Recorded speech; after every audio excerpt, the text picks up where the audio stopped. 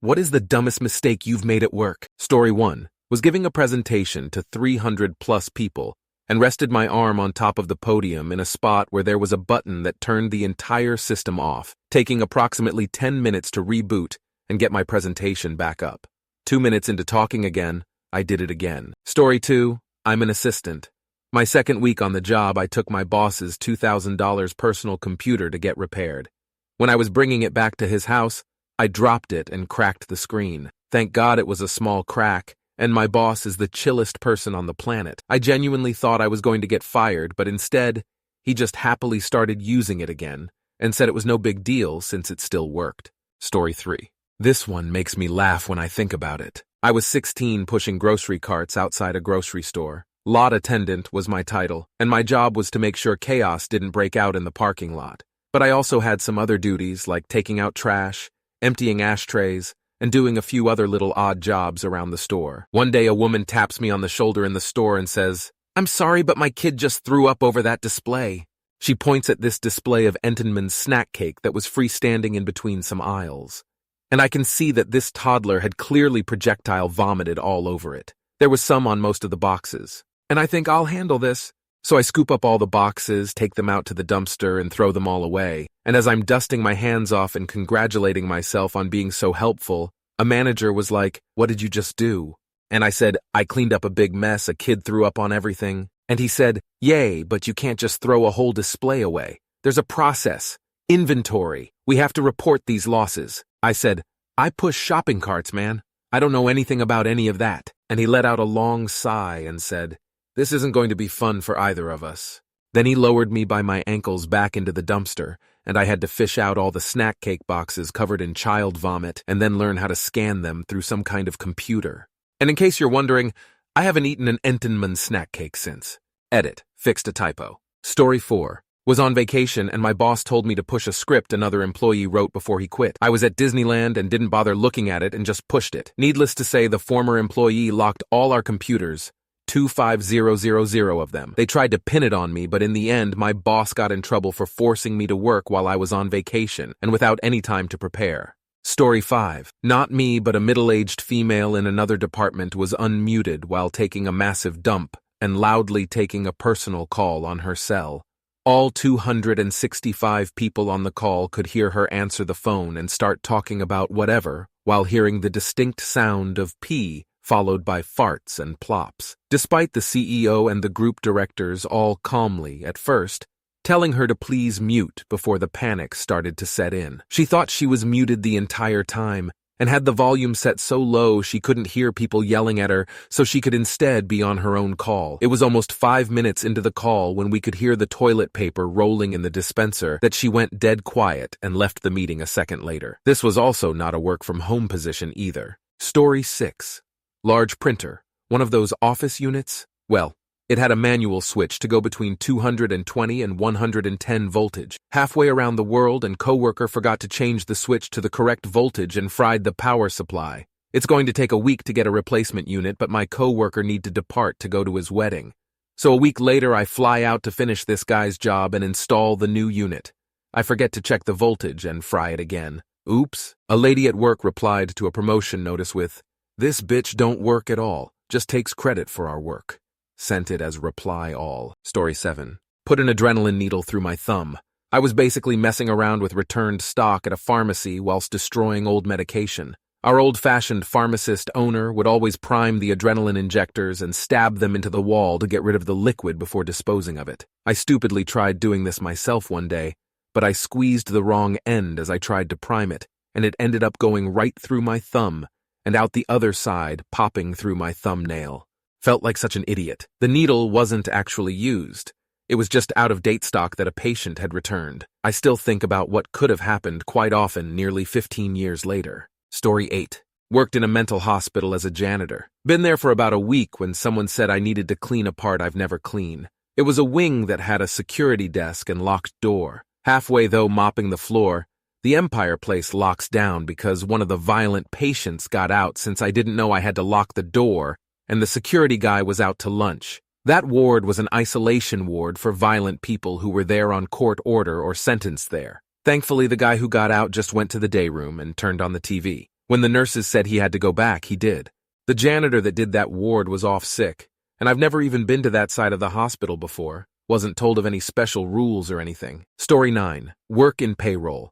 So have $510K, plus mistakes aren't uncommon. Was testing out a new warning deduction code on a new account and had entered $5K as a test check and forgot to delete it before processing to a terminated employee, who promptly emptied his bank account so we couldn't pull it back. Much worse, a coworker rerouted something like 20 direct deposits to her own account.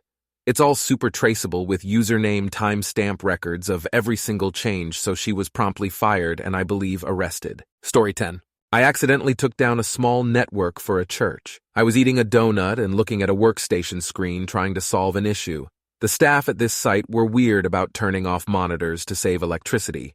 One of them said something about the monitor next to the one I was working on being on, so without looking I reached over and hit the power button. The screen I was looking at stopped responding, and when I got up to check the server I realized I had hit the power button on the server and not the monitor. Story 11. Back in the day of floppy disks, the big boss was working for a week on a job for a presentation for a client, lots of spreadsheets, etc. On the day of the presentation, he gave the floppy and a blank to the new 18-year-old fresh out of a tech high school with high grades in data processing IT guy to make a backup. You would put the original in the drive, run the backup program, put the blank in the drive. It would go back and forth and copy the original to the blank, if you didn't screw up the process. My immediate boss told me he had to go to bat for me big time to keep my job. Story 12. I was running chips in a casino. I had a cart of big chips that was set to a certain amount, and I was coloring tables up, taking small denominations and giving back $100 chips. The balance of my cart should never change. If I buy $5,000 worth of $25 chips, I give $5,000 worth of $100 chips. To one table I took $500 more than I gave putting my cart over by $500. I reported the mistake to my bosses so they could check cameras and see where the mistake happened. Between reporting that mistake and the next time I balanced my cart, I had organized my cart stupidly, and I buried big chips with small chips which set my count off even further. The chips were there, but I was counting it wrong because of bad organizing. I had to report the second, non-existent mistake to my bosses. 10 minutes later, the surveillance supervisor comes to me to take the $500 and show me where the mistake was in my cart. Nothing here was major, but I felt like a complete fucking dumbass for days. Story 13. It was not really an error, but I worked at a Midwest bank HQ, and the lady that normally pays off the banks borrowed money when the bonds mature had to be at a conference in North Carolina for a week. So she left me instructions to pay off a $103 million loan that was going to come due while she was gone. She left me a deposit withdrawal slip from the bank's own account and the wiring instructions. I was to fill the slip out and at exactly 3 p.m. go to the 5th floor wire room and ask for so-and-so lady and hand her the slip and the wiring instructions to the DTC in New York. Well, the withdrawal slip did not have enough amount boxes for that much money. You could only go up to $99,999,999.99, so I had to get another one and break it up into two sums, one for $50 million and one for $53 million. Well, that lady in the wire office didn't know who I was, and for all she knew, I was a crooked employee wiring $103 million of the bank's money to my own offshore accounts in the Cayman Islands. And the thing was that it is such a large amount of money that the interest on it was more than my day's wages just dealing with her for an hour. Finally, I had to go back up to corporate trust and get a bank VP to countersign it, or she was not sending the wire. Had she not, the bank would have missed its repayment, and their credit rating lowered, not to mention the bank's shares falling because of a missed payment. None of those fucking VPs would countersign because they didn't know or trust me either. They thought I well could be stealing from the bank and refused. I had to go to the bank president and explain the situation, and he was clearly not happy. But he called the wire office and said they were to accept my slips and send them as soon as they got them before the goddamned DTC closed. Because if they didn't, I would have to fly to New York and be in the DTC when they opened with the money. I hated that job, but that is my fun story of the time I had to write a check for $103 million. Story 14. I had just taken over as the cybersecurity vulnerability manager. I set up a Nessus scan for the entire network, over 12K individual IPs, overnight. What I didn't know is that the scan would boot the cameras and door locks offline for the duration of the scan. So, not only did I take all the cameras offline at a military installation, but I also caused all the locked doors to fail open, unlocking everything for over an hour. I got called in the middle of the night, didn't get fired, fixed it going forward. Story 15 clicked a link that gave away our company's Amazon password.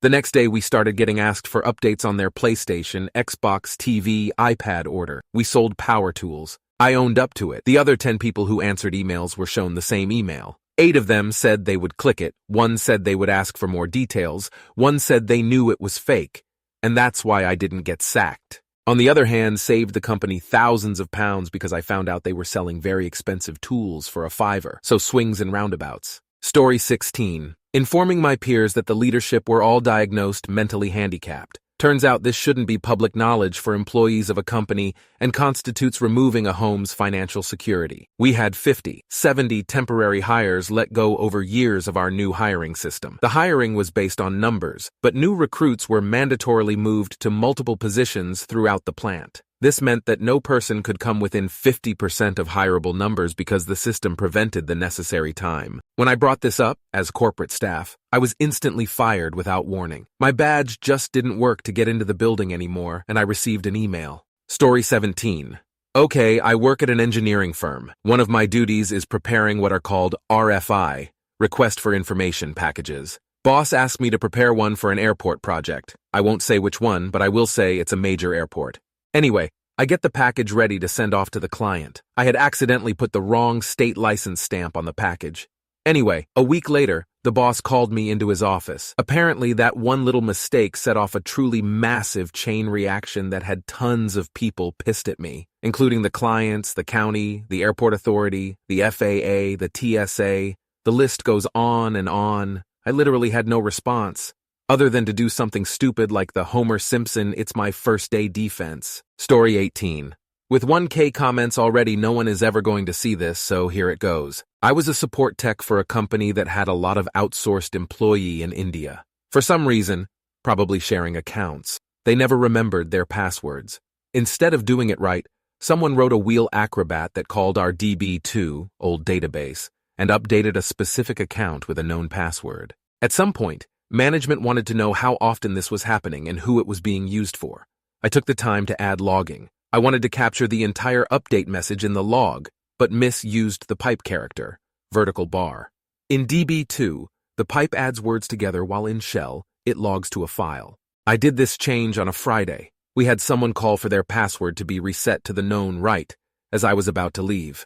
I had shut down my PC and was saying goodbye for the weekend when someone called me directly saying they couldn't log in.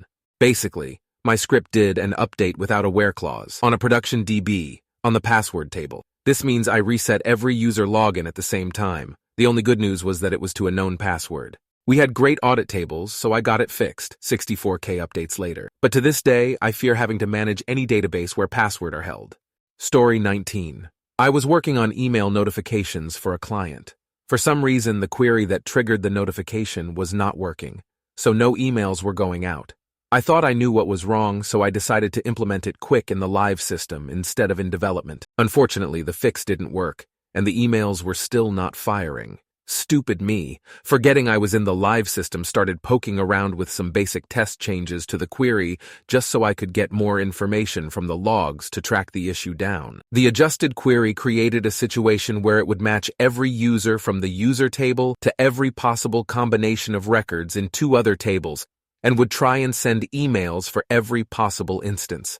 This resulted in the system sending out thousands of emails to hundreds of users. By the time I was finally able to get into the server and stop the process, it had already sent out somewhere around 8,000 emails. So we had to set up a system-wide email to explain to anyone to ignore them if they received them. And luckily their IT was able to go into the server and just blanket delete them, but not before a number of important people had already seen the spam. Story 20. Drove a customer's $80K, $100K classic vehicle onto a beach for photos alone and got it stuck in the sand. Nobody asked me to. The photos on the overlook weren't good enough, so I just went for it. Then the tow truck guy attached a rope to the axle, as there actually just wasn't anything else to tie it to. I was thinking to myself the whole time, Imagine if this pulls the car apart. That could total it. The tow truck pulled me past a massive log, a few feet to the right, and it would have torn the vehicle apart. In the end, only cost me the towing bill, like $150. No damage to the car at all. Holy fucking shit, I am lucky. Story 21. Not me, but a coworker. I worked for a company that flew checks for processing. The checks would come in from banks all over the country. We would cut open the bags and dump them on a conveyor belt where they would be sorted by city and bank they were going to. It was the end of a sort, and all the large bags had been tied up and tossed into the rolling bins to be taken out to the airplanes and loaded up. One small bag of maybe 10, 15 checks had been missed. The guy that found it handed it to the guy pushing the bin out, and he tosses it right on top. As he is pushing the bin out, we runs behind a Lear just that was powering up to taxi out. On the other side, him was a Navajo with its props spinning. Guess where that bag of check went?